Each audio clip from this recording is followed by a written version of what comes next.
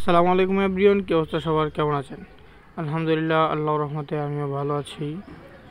তো অনেক দিন যাবৎ জানেন সারা বাংলাদেশে কারেন্টের প্রচুর সংকট। কারেন্ট থাকতেছে না সময়মতো। সারাদিন আমরা 1 ঘন্টা, 2 ঘন্টা, 3 ঘন্টা, 4 ঘন্টা বেশি কারেন্ট পাইতেছি না। রাত্রে তো বিশেষ করে কারেন্ট পাইতেছি না, বিশেষ করে এটা গ্রামে।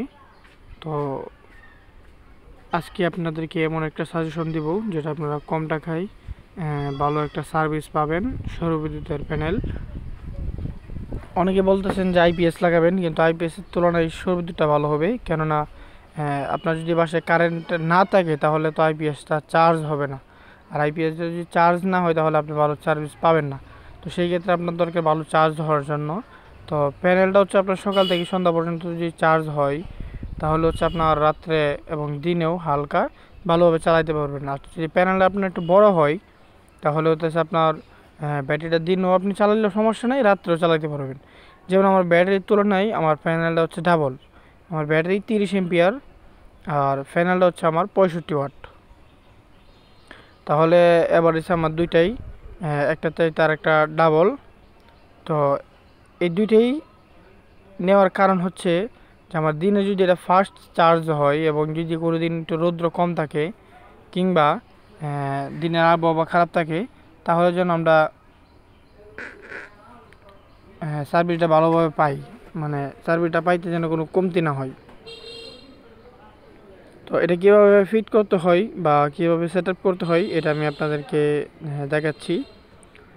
এটা হচ্ছে আপনার সোলারের যেই প্লাস মাইনাস তারটা, ওটাকে আপনি সোলারের আলাদা একটা তার দিবে আপনাকে, অনেক মোটা। ওইটা খুব ভালো। ওইটা দিয়ে আপনি সুন্দর করে ফিট করে নেবেন। আপনার সুবিধা মতো এটা আপনি ফিট করে নেবেন।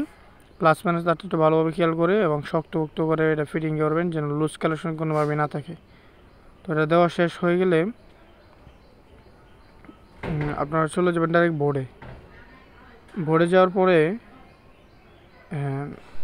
তারপর আপনার বোর্ডের ব্যাটারি কানেকশানটা দিবেন, দিয়ে এটা আপনার জায়গা মতে সেট করবেন। তারপরে আপনাদেরকে দেখাচ্ছি কীভাবে এই সেট আপটা করবেন। এটা মনে করেন যে আপনার সবগুলো জিনিসের জন্য আপনার লুজ কালেকশন না হয়, একটু খেয়াল করে তারপরে লাইনটা দিবেন। এটা আমি এক জায়গায় ফিট করে নিচ্ছি আমাদের সুবিধা মতে।